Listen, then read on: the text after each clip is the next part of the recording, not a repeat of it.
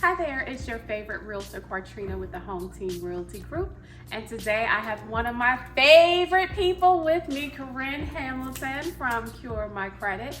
So we're gonna talk a little bit about credit and get you acclimated with what credit really means, how it works, how to best use it to your advantage, and any other amazing things that this lovely lady has to offer. So Corinne, tell us a little bit about yourself. I'm Corinne Hamilton. I am a veteran of the Army and the Air Force, and I was a government contractor, and I had some issues with my credit. Well, I didn't have issues to start working at Cure My Credit. I was working at Cure My Credit, and then I was like, I need to fix my credit. So while I was working at the company, I decided to become a client. And I'd seen people's credit scores improve, and I was like, oh, that's amazing. But then when it happened to me, I was like, that's outstanding. Like, I'm a fan now, I believe it. And so just want to impart that to other folks, that level of knowledge, especially in our community, people not knowing that firsthand. So I'm with Cure My Credit scores. We're woman-owned and Black-owned, minority-owned, and we're just out here trying to change lives. Awesome. So Corinne, tell me, what is credit? People kind of don't understand, they don't get it, they don't know how it works. Can you describe what credit is truly all about? So that is a really good question. We hear a lot about credit repair, credit improvement, credit education. So credit is basically an indication of how you showed up in the past, your credit score specifically, and an anticipation of how you'll show up in the future. So if you've got a 400 credit score saying, I might not have done so well, or I haven't done anything, I don't know how to use credit, and so I have a low credit score, and that's going to say how you most likely will show up in the future. And so it's a number indicating what your probability is to hold on to the agreements that you have, whether it's a car or a house, are you going to pay based on how you've been showing up in the past. Okay, and what are the types of credit? So there's credit for vehicles, there's credit for homes, there's credit for apartments. There are different types of credit depending on what you're working on, and all of those formulas are a little bit different. Okay.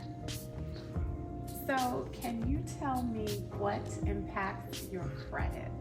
Sure, I'm gonna try to do it in 3 minutes. No, I'm just kidding. So essentially, there's 5 factors that affect your FICO score. We're gonna stick with that because that's the most impactful score that's widely used. 35% of your credit is your late payments, your payment history. How well are you paying? Are you paying on time? 30% is utilization. Are you using a lot of your credit? Are you using a high percentage of your credit cards? That's going to affect 30% of your credit. Then how old is your credit? So have you been dabbling in credit for a while, or you're a newbie? And that is 15% of the profile. Do you have a lot of inquiries? Are you always applying for new credit? That's 10%. You have to do an inquiry to get a car or a house, but are you at Macy's and Sephora and all that? That's going to add up on your credit. And then lastly is the mix or the diversity of your credit. And so you should be showing that you have a nice mix of credit to see that you can handle different types, like installment loans or revolving credit, or a charge card, which is also revolving credit but only in one place. So you have credit cards like MasterCard, Visa, and American Express, and then you have charge cards or department store cards like Sephora or Home Depot. Okay. So what is a negative impact on credit? Those 5 areas that I told you, if you're overdoing it in any 5 of those areas, it's going to be a negative impact. The most of which is the 35% that is your payment history. It is the hardest thing to recover from.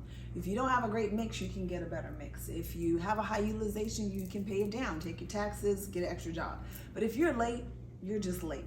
And I've seen scores go from 700. I had a client who was in the middle of a home deal, and they had a late payment unexpectedly come up from a person on one of their cards. And in the middle of buying the house, their scores went down to like a 640 from a 720 for one late payment. And she was devastated. So that is the most important thing to do to keep your credit positive. Okay, wonderful.